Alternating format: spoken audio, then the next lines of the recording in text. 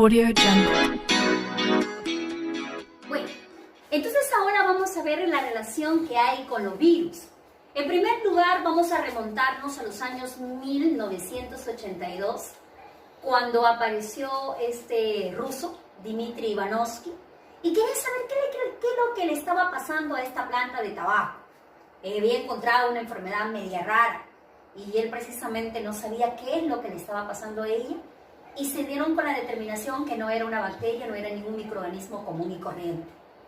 Tuvo que pasar unos años después hasta que parezca Martinus Weidegger, y él encontró las mismas características de Dmitry Ivanovsky.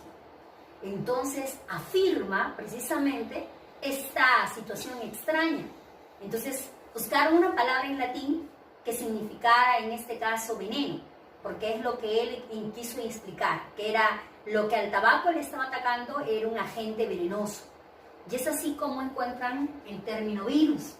Y es así como encaja el proceso de la historia de lo que está relacionado con el mundo de los virus. Miren ustedes aquí.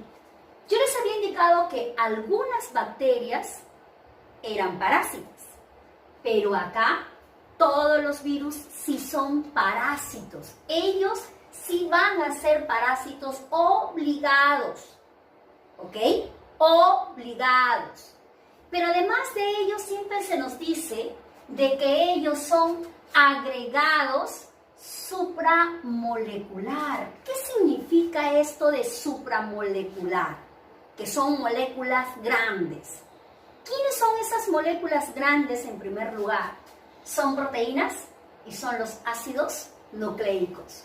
Pero me dicen la palabra agregado porque casualmente la proteína está como que aglutinada, amontonada dentro de la configuración estructural que ustedes van a conocer, ¿ok? Se nos dice también que ellas son específicos, claro.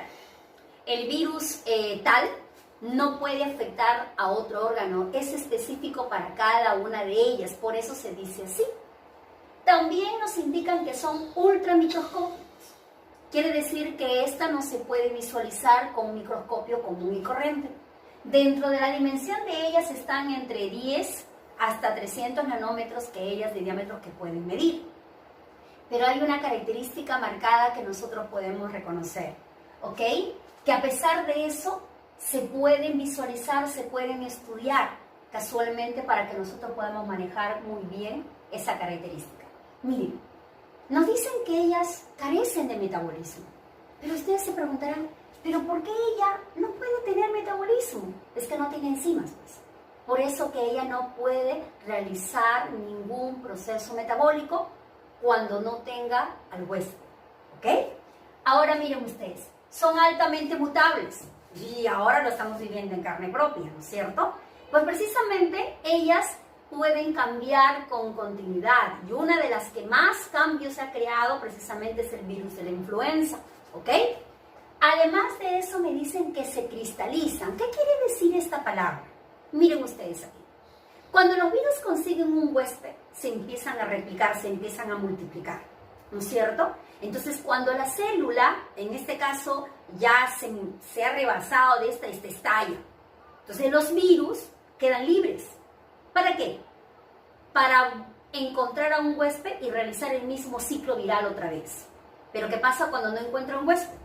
Entonces esta, para no desaparecer, no dejar de existir en el medio, se forman como unas pequeñas láminas. Y es así como ellas van a manejar esta cristalización, que no es común en el caso de nosotros. En nosotros no hacemos eso, pero ellos sí.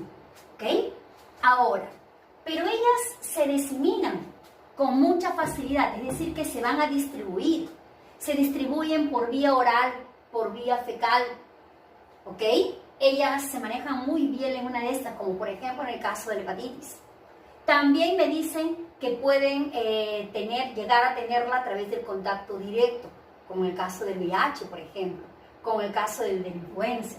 O puedo obtenerla por un agente vector, es decir, que alguien me lo ha transmitido, como en el caso, por ejemplo, de los agentes vectores de los mosquitos, cuando, por ejemplo, nos ha transmitido una de ellas, que es el dengue, ¿ok?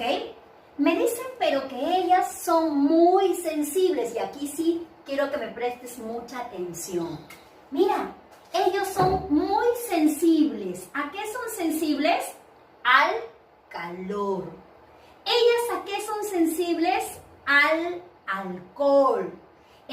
sensibles al ácido clorhídrico.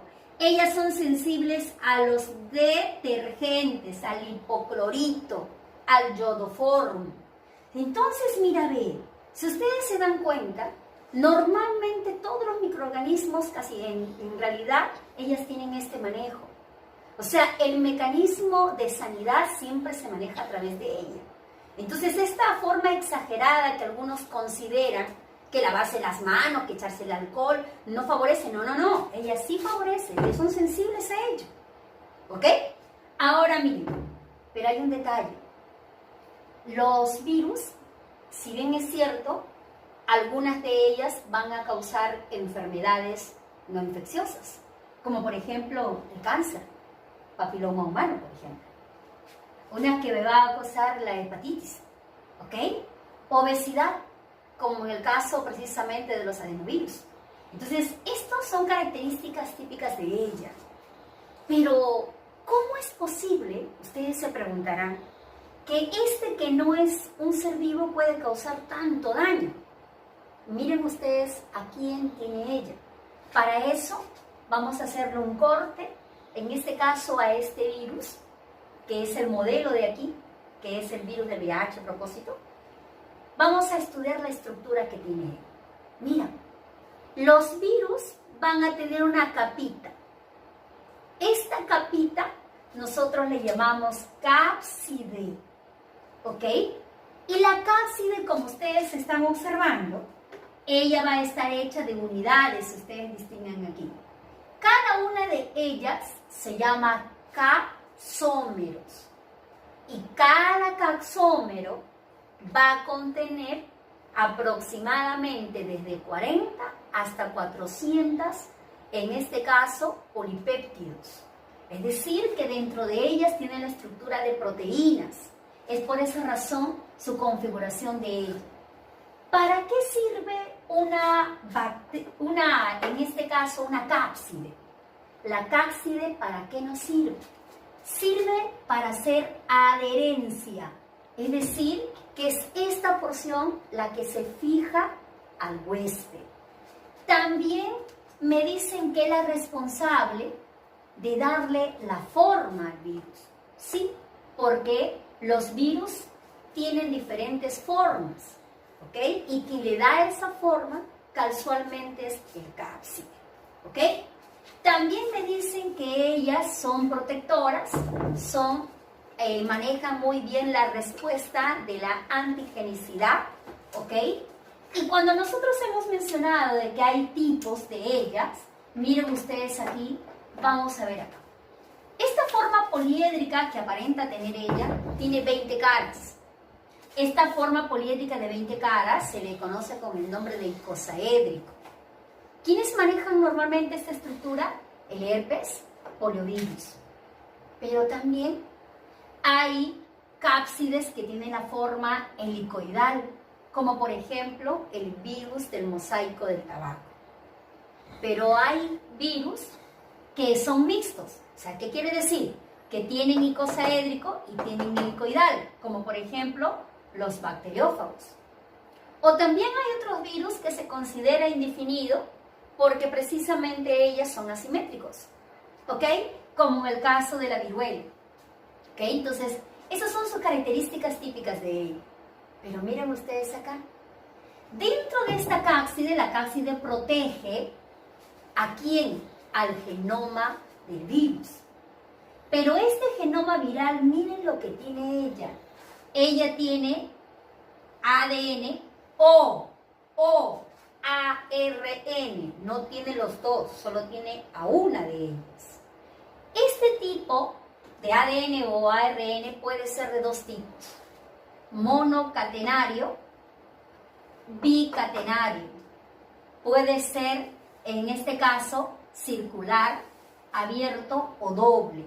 ¿Ya? Entonces, esa es su característica que ella puede tener. Entonces, repito, ella puede tener, me dicen, o puede ser monocatenario o puede ser bicatenario. Puede ser circular, abierto o doble. ¿Ok? Este genoma, o sea, esta porción que está aquí, es la que causa el proceso infectivo. Es la que va a ocasionar la destrucción precisamente del huésped. Es ella la responsable de esto, porque ahí está todo su material genético que ella posee. ¿Ok? Ahora miren ustedes aquí. Pero, profesora, resulta que aquí hay otros componentes que usted no ha mencionado.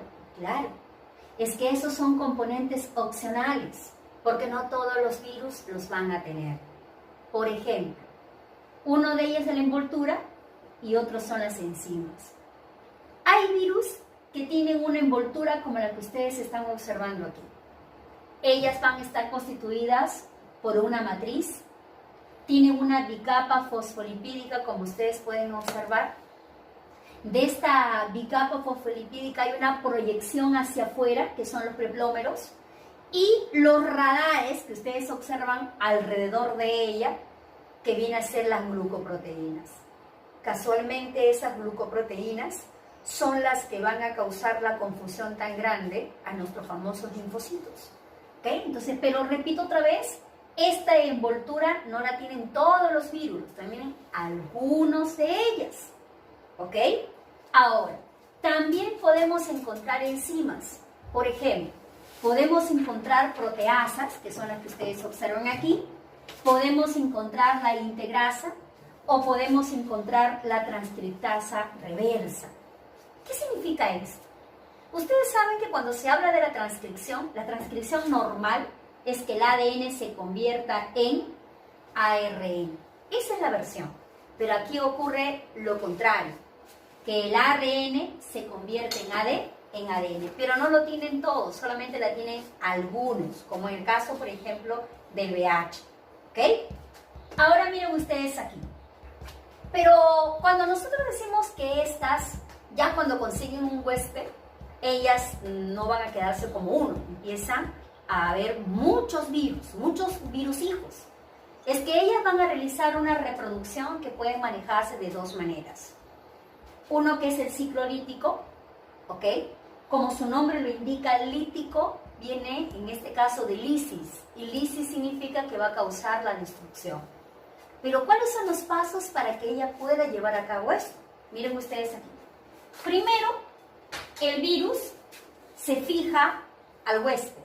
Y cuando se fija al huésped, a esto se llama fijación o también le podemos llamar adorción. Luego, en este caso, la cápside se rompe y el genoma viral empieza a ingresar. A esto se llama penetración. Ya dentro de ella, dentro del cuerpo del huésped, el genoma viral empieza a reproducirse, por eso ocurre la replicación viral. Luego viene la síntesis y la creación de los capsómeros. Ustedes pueden observar, se van creando los capsómeros. Entonces tengo separado el genoma y el capsómero. Entonces se unen y precisamente forma el ensamblaje. Y una vez que formo el ensamblaje, como ustedes pueden observar, ya tengo muchos virus hijos. Y cada una de ellas quiere buscar su propio huésped. Entonces destruyen a la célula y quedan libres. A ese proceso se llama lisis. Este es el proceso lítico, que no es lo mismo que el proceso lisogénico. Porque en el proceso lisogénico aquí ocurre otra característica. Por ejemplo, aquí nosotros tenemos que el virus también, como ustedes pueden observar, también se fija al huésped, miren, se fija, ¿ok? Causa también una penetración, pero no se replica, sino que ella, como ustedes pueden observar, aquí no hay replicación, sino que se integra al genoma, en este caso del huésped, y se queda allí, no se replica. A esa forma atenuada se llama profago. Por eso que a este mecanismo se llama el proceso lisogénico. Aquí no hay destrucción. Aquí sí lo hay y aquí sí hay. ¿Cuántos tipos de virus existen? Depende como lo queramos nosotros clasificar. Podemos decir que hay virus con envoltura como este o virus que son desnudos. Podemos clasificar a los virus, en este caso de acuerdo al ser vivo que va a atacar, llamándose bacteriófagos, fitófagos o ófagos. o lo puedo clasificar de acuerdo al órgano a quien ella va a atenuarse, a la cual ella va a fijarse. Por ejemplo, ¿no? Si es en este caso la que se va a encontrar pegada a los ganglios linfáticos, se van a llamar linfotrópicos. Si ellas van a estar fijadas a la sangre, se van a llamar flebotrópicos. Pero hay una clasificación marcada, que es precisamente la clasificación más importante, que es de Baltimore, la cual divide a los virus en 7 grandes grupos. Pero en nuestro medio se habla normalmente de una clasificación, en este caso, ¿de qué? Una clasificación de acuerdo al genoma. Y cuando yo hablo de la clasificación de acuerdo al genoma, lo vamos a dividir en 2 tipos. El que tiene ADN y el que tiene ARN. Miren quiénes están aquí. El que tiene ADN, por ejemplo, ¿quién es? Es el herpes, ¿no? Esas bolitas que a veces nos aparece aquí en la grieta de la boca, que a veces uno dice, uy, me picó o me lamió la araña, ¿no? Y eso no es, ese es herpes, ¿ok? Hay 2 tipos de herpes, herpes 1 y herpes 2. El herpes 1 es la que aparece en la grieta de los labios y precisamente el 2 es la genital. ¿Ah? Tenemos a la hepatitis B, tenemos aquí a la viruela, al Zika, al virus del papiloma humano y tenemos al adenovirus. Pero en el grupo de los que tienen ARN, tenemos por ejemplo al dengue, tenemos a la rabia, al virus, en este caso al VIH, a la poliomielitis, tenemos a los rinovirus, que es el virus de la gripe común y corriente, y lo que ahora estamos pasando por este desagradable momento de la congruencia del COVID-19, ¿no? Que es en este caso, en lo que ustedes conocen con el nombre del coronavirus. Entonces, en este grupo, como ustedes pueden observar, las clasificamos dentro de ellas. Pero ¿por qué tanta controversia de ella? ¿Cómo es que ella tiene tanto poder? Simplemente porque tiene el ácido nucleico.